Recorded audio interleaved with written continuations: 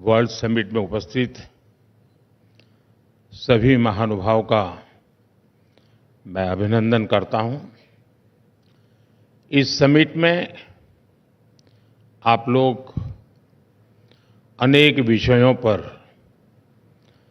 चर्चा करने जा रहे हैं। अलग अलग सेक्टर से जुड़े ग्लोबल लीडर्स भी अपनी बात रखेंगे। साथियों, हम बीते 4-5 साल के कालखंड को देखें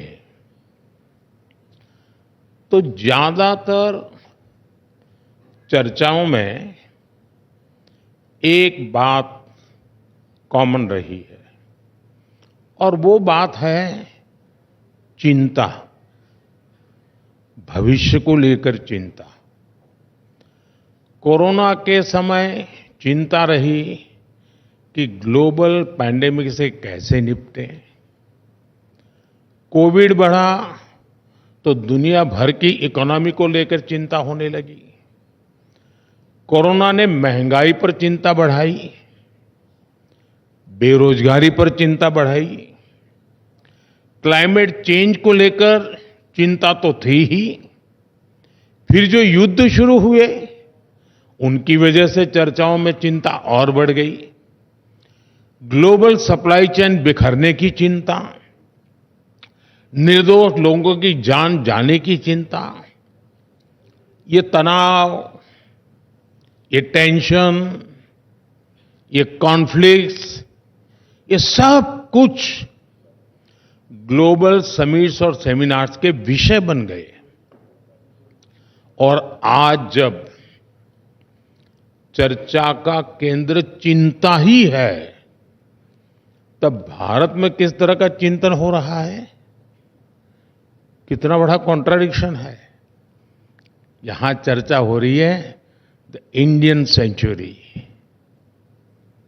भारत की शताब्दी।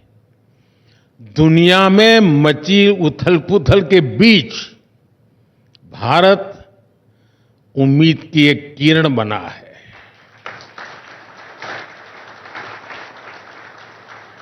जब दुनिया चिंता में डूबी है, तब भारत आशा का संचार कर रहा है।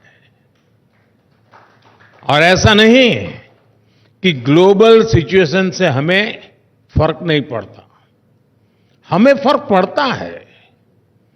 चुनौतियां भारत के सामने भी है, लेकिन एक सेंस ऑफ पॉजिटिविटी यहां है जिसको हम सभी फील कर रहे हैं। और इसलिए द इंडियन सेंचुरी की बात हो रही है। साथियों, आज भारत हर सेक्टर में, हर क्षेत्र में जिस तेजी से काम कर रहा है वो अभूतपूर्व है। भारत की स्पीड, भारत की स्केल अनप्रेसिडेंटेड है। अभी हमारी सरकार के थर्ड टर्म के करीब 125 डेज पूरे हुए हैं। मैं आपके साथ 125 डेज का अनुभव शेयर करूंगा। 125 डेज में गरीबों के लिए 3 करोड़ नए पक्के घरों को मंजूरी मिली है। 125 डेज में हमने 9 लाख करोड़ रुपए के इंफ्रास्ट्रक्चर प्रोजेक्ट पर काम शुरू किया है। 125 डेज में हमने 15 नई वंदे भारत ट्रेनें चलाई हैं। 8 नए एयरपोर्ट पे के काम शुभारंभ हुए हैं। इन्हीं 125 डेज में हमने युवाओं के लिए 2 लाख करोड़ रुपए का पैकेज दिया है। हमने किसानों के बैंक खातों में 21,000 करोड़ रुपए सीधे ट्रांसफर किए हैं। हमने 70 साल से अधिक के बुजुर्गों के लिए 5 लाख रुपए तक के मुफ्त इलाज की व्यवस्था की है। आप भारत में हो रहे काम का दायरा देखिए। 125 डेज में 5 लाख घरों में रूफटॉप सोलर प्लांट लगाए गए हैं। एक पेड़ मां के नाम अभियान के तहत 90 करोड़ से अधिक पेड़ लगाए गए हैं। इतना ही नहीं, 125 डेज में हमने 12 नए इंडस्ट्रियल नोड्स को मंजूरी दी है। 125 डेज में हमारे सेंसेक्स और निफ्टी में 6 से 7% की ग्रोथ हुई है।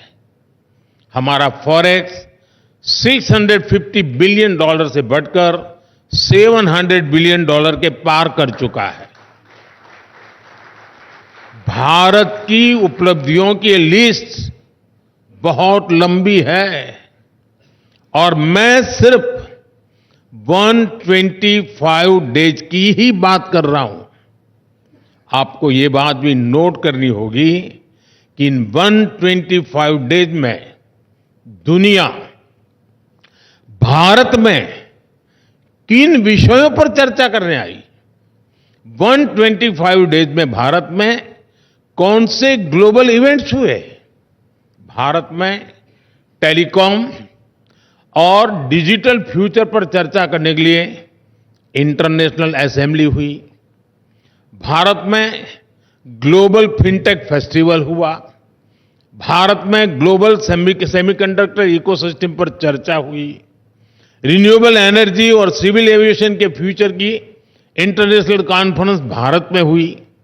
फ्रेंड्स, ये सिर्फ इवेंट्स की लिस्ट नहीं है, ये भारत के साथ जुड़ी होप की भी लिस्ट है। इससे भारत की दिशा और दुनिया की आशा, ये दोनों समझ आती है। ये वो विषय हैं जो आने वाले समय में दुनिया का भविष्य तय करेंगे और इन विषयों की चर्चा के लिए आज दुनिया भारत आ रही है। साथियों, आज भारत में इतना कुछ हो रहा है, हमारे तीसरे टर्म में जो गति भारत ने पकड़ी है, उसे देखकर बहुत सी रेटिंग एजेंसीज ने भारत का ग्रोथ फोरकास्ट और बढ़ा दिया है। यहां जो भारत को सबसे ज्यादा प्यार करते हैं, ऐसे श्रीमान मार्क मोबियस जैसे पारखी एक्सपर्ट यहां मौजूद है। वो जिस प्रकार भारत में होने वाले इन्वेस्टमेंट को लेकर उत्साहित है, उसका बहुत महत्व है। जब वो ग्लोबल फंड्स को कहते हैं कि अपना कम से कम 50% फंड भारत के शेयर मार्केट में इन्वेस्ट करे, तो इसका एक बड़ा मतलब है, बहुत बड़ा मैसेज है। साथियों, भारत आज एक विकासशील देश भी है और उभरती हुई शक्ति भी है। हम गरीबी की चुनौतियां भी समझते हैं और प्रगति का रास्ता बनाना भी जानते हैं। हमारी सरकार तेजी से नीतियां बना रही है, निर्णय ले रही है, नए रिफॉर्म्स कर रही है। हालांकि पब्लिक लाइफ में कई बार मुझे भांति भांति के लोग मिल जाते हैं। कुछ लोग कहते हैं, मोदी जी 3 बार लगातार सरकार तो बना ली, इतने सारे काम तो कर ही लिए, तो इतनी दौड़ धूप क्यों करते रहते हो, क्या जरूरत है। दुनिया की 5वीं बड़ी इकोनॉमी बन गए, इतने माइलस्टोन है, इतने पेंडिंग डिसीजन आपने ले लिए, इतने सारे रिफॉर्म्स कर लिए, अब क्या जरूरत है इतनी मेहनत की। ऐसा कहने वाले मुझे ढेर सारे लोग मिलते हैं, लेकिन जो सपने हमने देखे हैं, जो संकल्प लेकर के हम चले हैं, उसमें न चैन है न आराम है।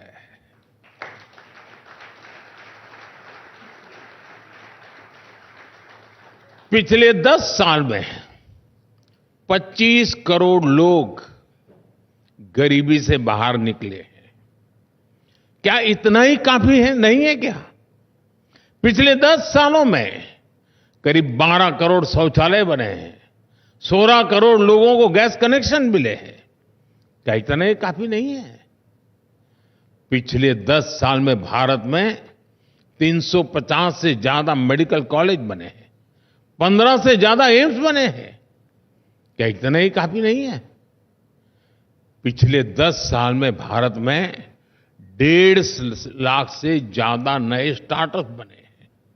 8 करोड़ युवाओं ने मुद्रा लोन लेकर पहली बार अपना कुछ काम शुरू किया है। और सवाल तब हो गया, क्या इतना कम नहीं है? मेरा जवाब है नहीं, इतना पूरा नहीं है। आज भारत दुनिया के सबसे युवा देशों में से एक है।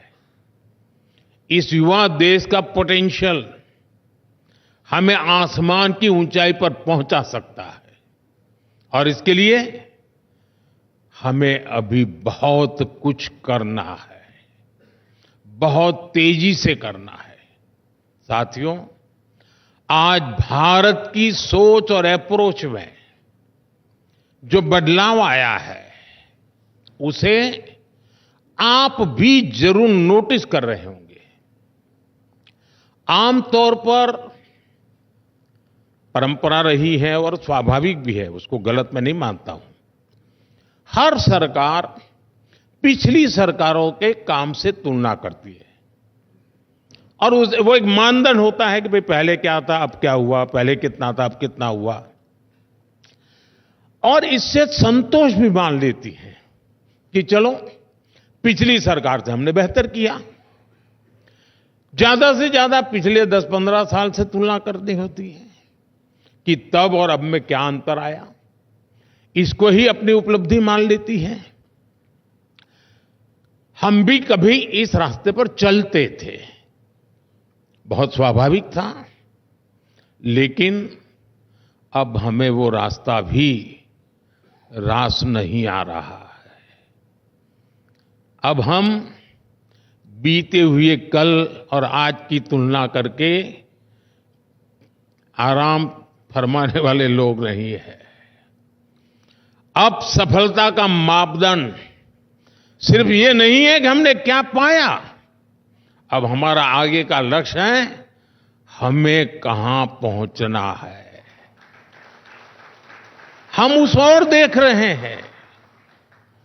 अब कहां तक पहुंचे, कितना बाकी है, कब तक पहुंचेंगे, यानी एक नया अप्रोच लेकर के मैं पूरी सरकारी मशीनरी के साथ काम ले रहा हूं।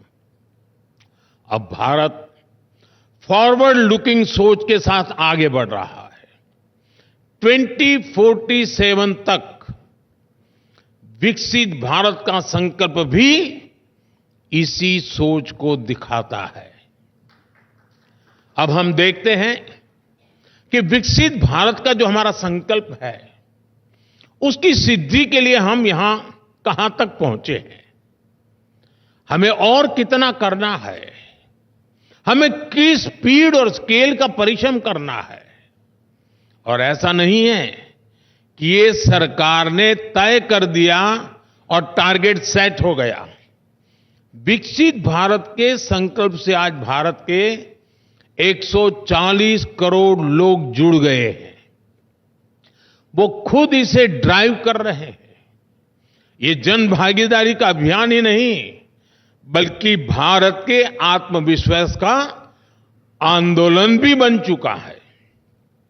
आपको हैरानी होगी, जब सरकार ने विकसित भारत के विजन डॉक्यूमेंट पर काम करना शुरू किया तो लाखों लोगों ने अपने सुझाव भेजे।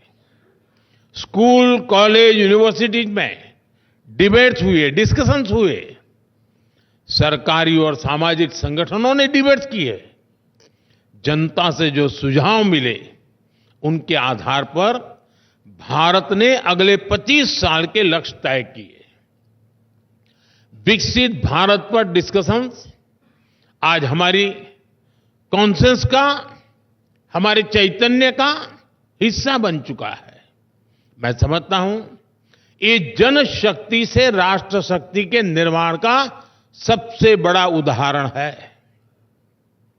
साथियों, आज भारत के पास एक और एडवांटेज है जो इस सदी को भारत की सदी बनाने के लिए बहुत महत्वपूर्ण है। आप सब जानते हैं कि ये एआई का दौर है। दुनिया का वर्तमान और भविष्य एआई से जुड़ा हुआ है, लेकिन भारत के पास डबल एआई पावर की एडवांटेज है। और आपके मन में सवाल होगा कि दुनिया पास एक ही एआई है, ये मोदी के पास डबल एआई कहां से आ गई? दुनिया की नजरों में एक ही एआई है, वो है आर्टिफिशियल इंटेलिजेंस। लेकिन हमारे पास वो तो है ही, दूसरी एआई है एस्पिरेशनल इंडिया।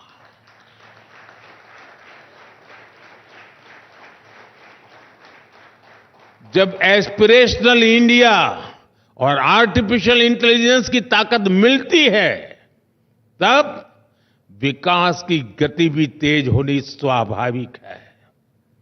साथियों, हमारे लिए एआई सिर्फ एक टेक्नोलॉजी नहीं है, बल्कि भारत के युवाओं के लिए अवसरों का एक नया द्वार है। इसी साल भारत ने इंडिया एआई मिशन शुरू किया है। हेल्थ केयर हो, एजुकेशन हो, स्टार्टअप्स हो, भारत हर सेक्टर में एआई का उपयोग बढ़ा रहा है।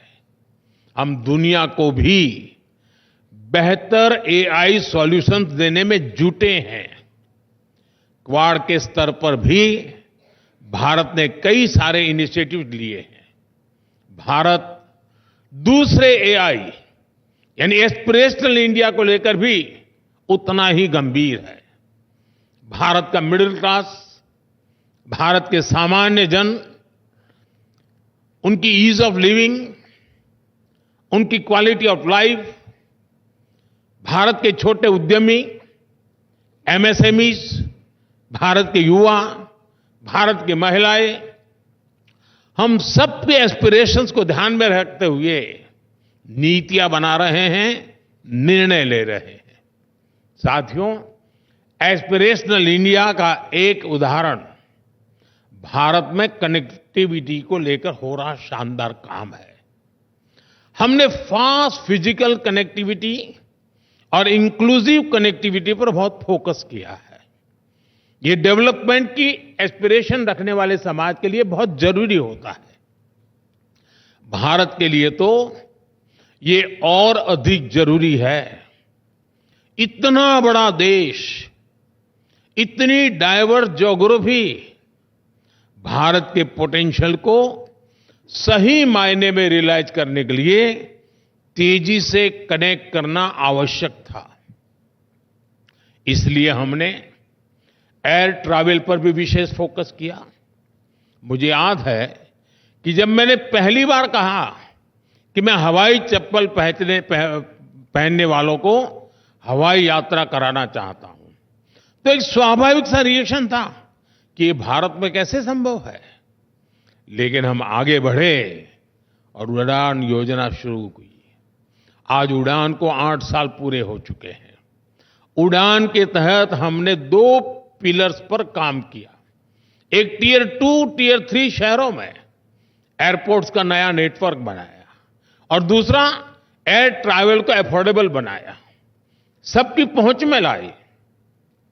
उड़ान योजना के तहत करीब 3 लाख फ्लाइट्स उड़ान भर चुकी हैं। इनमें 1.5 करोड़ आम नागरिक सफर कर चुके हैं। आज 600 से अधिक रूट्स उड़ान के तहत और इनमें से ज्यादातर छोटे शहरों को कनेक्ट करते हैं। 2014 में देश में 70 के आसपास एयरपोर्ट थे। आज देश में एयरपोर्ट की संख्या 150 को पार कर गई है। उड़ान योजना ने दिखाया है कि कैसे समाज की एस्पिरेशन विकास को गति देती है।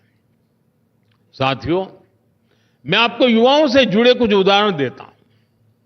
हम भारत के युवाओं को एक ऐसी फोर्स बनाने में जुटे हैं जो पूरी दुनिया की ग्रोथ को ड्राइव कर सके, और इसलिए education, skill development, research, employment पर हमारा बहुत ज्यादा जोर है।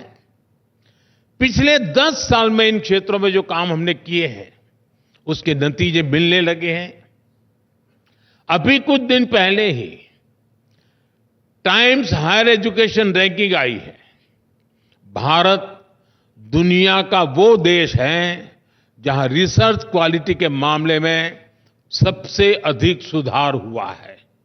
बीते 8-9 सालों में भारत की यूनिवर्सिटीज का पार्टिसिपेशन 30 से बढ़कर 100 से अधिक हो चुका है। क्यूएस वर्ल्ड यूनिवर्सिटी रैंकिंग में भी भारत की प्रेजेंस 10 साल में 300% से अधिक बढ़ी है। आज पेटेंट्स और ट्रेडमार्क्स की संख्या ऑल टाइम हाई पहुंच रही है। आज भारत दुनिया के लिए R&D का एक बड़ा हब बनते जा रहा है।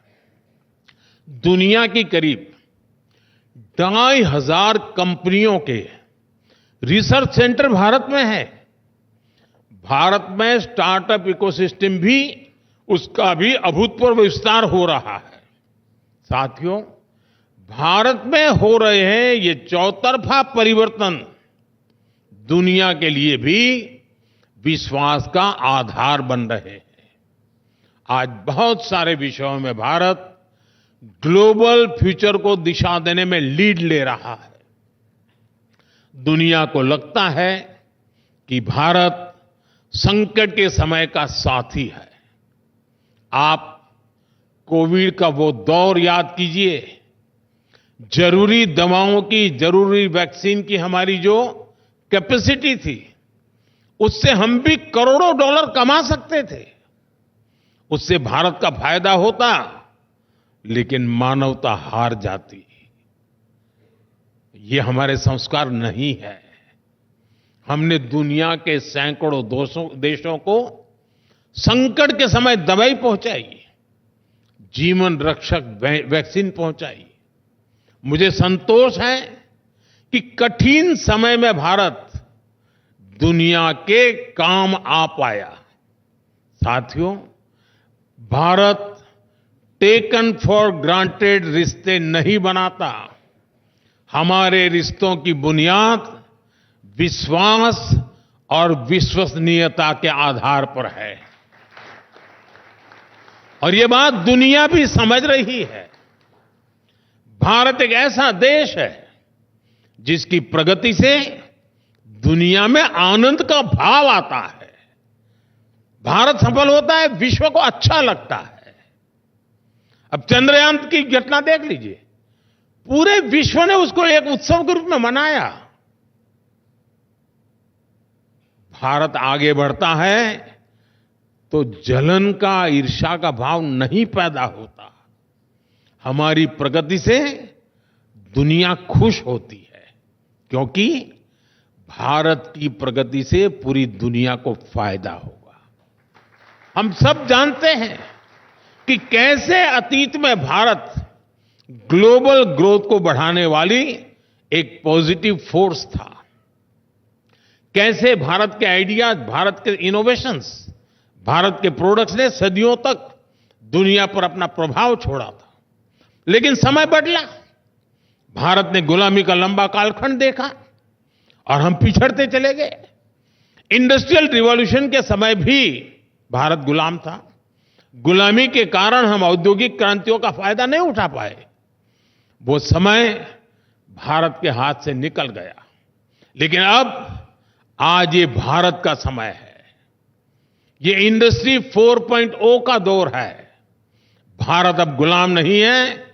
हमें आजाद हुए 75 साल हो गए हैं, और इसलिए अब हम कमर कसकर तैयार हैं। फ्रेंड्स, इंडस्ट्री 4.0 के लिए जो स्किल सेट चाहिए, जो इंफ्रास्ट्रक्चर चाहिए, उस पर भारत बहुत तेजी से काम कर रहा है। बीते दशक के दौरान मुझे कितने ही ग्लोबल प्लेटफॉर्म से जुड़ने का अवसर मिला है। मैं दुनिया भर में G20 और G7 के सम्मेलनों का हिस्सा रहा हूं। 10 दिन पहले ही मैं आसियान समिट के लिए लाओस में था। आपको जानकर अच्छा लगेगा कि लगभग हर समिट में भारत के डिजिटल पब्लिक इंफ्रास्ट्रक्चर की बहुत अधिक चर्चा होती है। आज पूरी दुनिया की नजर भारत के डीपीआई पर है। यहां हमारे साथी भारत के प्रशंसक श्रीमान पॉल रोमर बैठे हैं। मुझे पहले भी उनसे काफी विचार विस्तार से चर्चा करने का मौका मिला है। मैंने उनसे बहुत चर्चाएं की हैं। मैं अमेरिका में भी इनसे मिला। हमारी चर्चाओं के दौरान पॉल ने भारत के डिजिटल इंफ्रास्ट्रक्चर की, आधार और डिजी लॉकर जैसे इनोवेशंस की बहुत तारीफ की है। बड़ी बड़ी समिट्स में इसी तरह लोगों को हैरानी होती है कि भारत ने इतना शानदार डीपीआई कैसे विकसित कर लिया। फ्रेंड्स, इंटरनेट के दौर में भारत के पास फर्स्ट मूवर का एडवांटेज नहीं था। जिन देशों के पास ये एडवांटेज था, वहां प्राइवेट प्लेटफॉर्म्स ने, प्राइवेट इनोवेशंस ने डिजिटल स्पेस को लीड किया। इससे निश्चित रूप से एक नई क्रांति दुनिया में आई, लेकिन उसके लाभ का दायरा सीमित ही था। जबकि भारत ने एक नया मॉडल दुनिया को दिया है। भारत ने टेक्नोलॉजी को डेमोक्रेटाइज करके डिजिटल पब्लिक इंफ्रास्ट्रक्चर का नया रास्ता दुनिया को दिखाया है। आज भारत में सरकार एक प्लेटफॉर्म बनाती है और उस पर लाखों नए इनोवेशंस होते हैं। हमारी जनधन, आधार और मोबाइल की जैम कनेक्टिविटी, सर्विसेज की फास्टर और लीकेज फ्री डिलीवरी का एक बेहतरीन सिस्टम बन गया है। आप हमारा यूपीआई देखिए, इस पर फिनटेक का एक नया विस्तार भारत में हुआ है। यूपीआई के कारण आज हर रोज 500 मिलियन से ज्यादा के डिजिटल ट्रांजैक्शन हो रहे हैं। और इसको ड्राइव करने वाले कोई कॉरपोरेट्स नहीं है, बल्कि हमारे छोटे दुकानदार हैं, स्ट्रीट वेंडर्स हैं। हमारा पीएम गतिशक्ति प्लेटफॉर्म एक और उदाहरण है। पीएम गतिशक्ति को हमने इंफ्रास्ट्रक्चर प्रोजेक्ट्स के निर्माण में जो साइलोज आते थे, उसको दूर करने के लिए बनाया था। आज ये हमारे लॉजिस्टिक इकोसिस्टम को ट्रांसफॉर्म करने में मदद कर रहा है। ऐसे ही हमारा ओएनडीसी प्लेटफॉर्म है। ये ऑनलाइन रिटेल को ज्यादा डेमोक्रेटाइज, ज्यादा ट्रांसपेरेंट करने वाला इनोवेशन सिद्ध हो रहा है। भारत ने दिखाया है कि डिजिटल इनोवेशन और डेमोक्रेटिक वैल्यूज को एग्जिस्ट कर सकती है। भारत ने दिखाया है कि टेक्नोलॉजी इंक्लूजन, ट्रांसपेरेंसी और एम्पावरमेंट का टूल है, कंट्रोल और डिवीजन का नहीं। साथियों, 21वीं सदी का ये समय, ये मानव इतिहास का सबसे महत्वपूर्ण समय है। ऐसे में आज के युग की बड़ी जरूरतें हैं स्टेबिलिटी, सस्टेनेबिलिटी और सॉल्यूशंस। ये मानवता के बेहतर भविष्य के लिए सबसे जरूरी शर्तें हैं और भारत आज यही प्रयास कर रहा है। इसमें भारत की जनता का एक निष्ठ समर्थन है। 6 दशक में पहली बार देश के लोगों ने किसी सरकार को लगातार तीसरी बार अपना जनादेश दिया है। ये मैसेज स्टेबिलिटी का है। अभी हरियाणा में चुनाव हुए हैं। इन चुनावों में भी भारत की जनता ने स्टेबिलिटी के इस भाव को और मजबूती दी है। साथियों, क्लाइमेट चेंज का संकट आज पूरी मानवता का संकट बन गया है। इसमें भी भारत लीड लेने की कोशिश कर रहा है। ग्लोबल क्लाइमेट चेंज में हमारा कंट्रीब्यूशन न के बराबर है, फिर भी भारत में हमने ग्रीन ट्रांजिशन को अपनी ग्रोथ का फ्यूल बनाया है। आज सस्टेनेबिलिटी हमारी डेवलपमेंट प्लानिंग के कोर में है।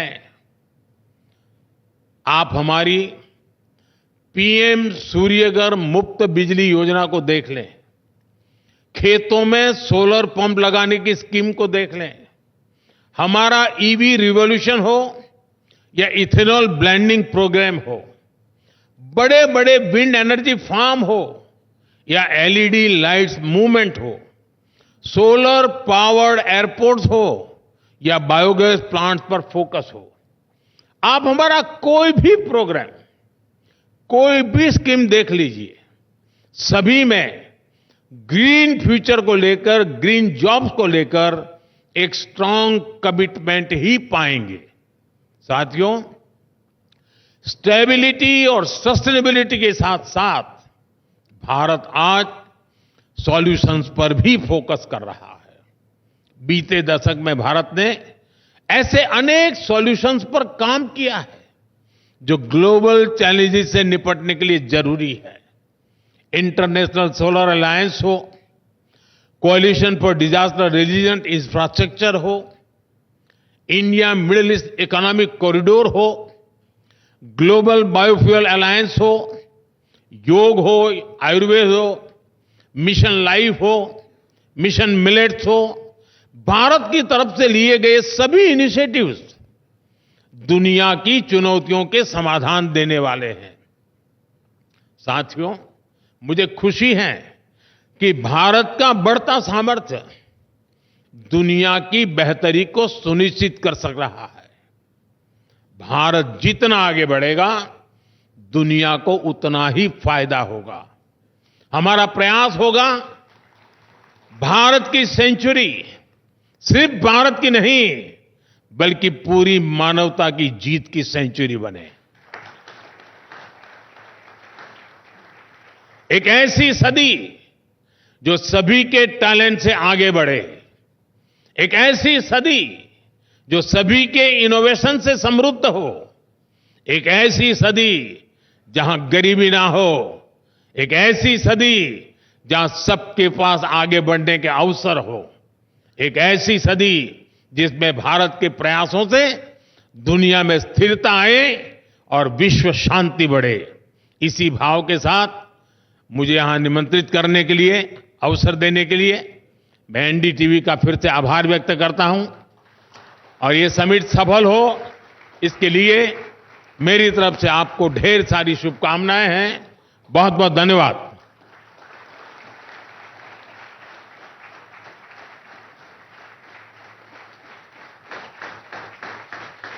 यार, आज कहीं बाहर खाने चले? तो चलो दिल्ली के most famous restaurant Chawla Delhi वाला चलते हैं, जो अब खुल चुका है अपने शहर पठानकोट में भी, जहां मिलेगा आपको इनका फेमस पिशौरी चिकन और वेज नॉन वेज में ढेरों जायकेदार वैरायटीज। चावला दिल्ली वाला, Pinewood decor tower, opposite novelty Hyundai, Dalhousie road, Pathankot. Call 7696588832। बाकी ਇਹਨਾਂ ਕੋਲ ਇੱਕ ਕਿਟੀ ਹਾਲ ਵੀ ਅਵੇਲੇਬਲ ਹੈ, ਜਿੱਥੇ ਤੁਸੀਂ ਆਪਣੀ ਛੋਟੀ ਮੋਟੀ ਪਾਰਟੀਆਂ ਜਾਂ ਕਿਟੀ ਪਾਰਟੀ ਜਿਹੜੀ ਹੈ ਆਰਗੇਨਾਈਜ਼ ਕਰਵਾ ਸਕਦੇ ਹੋ। ਲੋਕੇਸ਼ਨ ਹੈ ਚਾਵਲਾ ਦਿੱਲੀ ਵਾਲਾ, first floor, pinewood decor tower, opposite Novelty Hyundai, Dalhousie road, Pathankot.